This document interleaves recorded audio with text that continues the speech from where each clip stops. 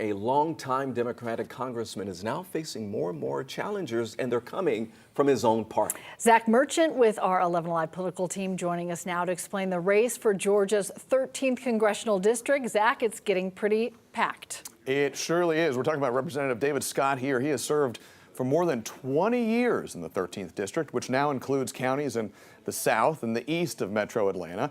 But now fellow Democrats are lining up to try to take his job.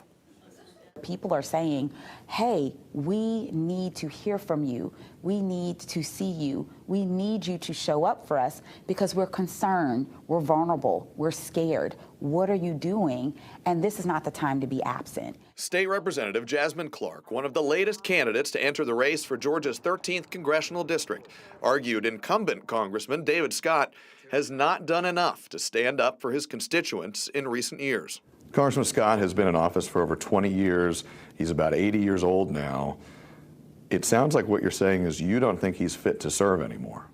I would never question someone's fitness. I will leave that up to the doctors and things like that. But what I will say is that my constituents have said, I want something different, and I would like to be that something different.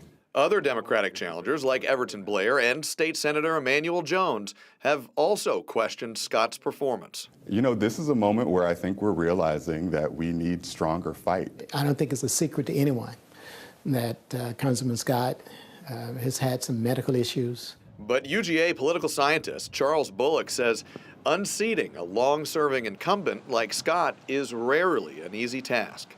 The last election cycle, I think he had 6 primary challengers, and he whipped them very handily. It wasn't even close. I think he was like 50 points ahead of the next closest challenger.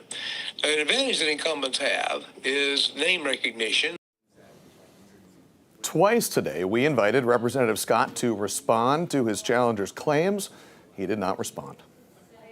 Zach, thanks a lot. A lot of campaigning ahead, no doubt. To note, the Democratic primary is still about a year away.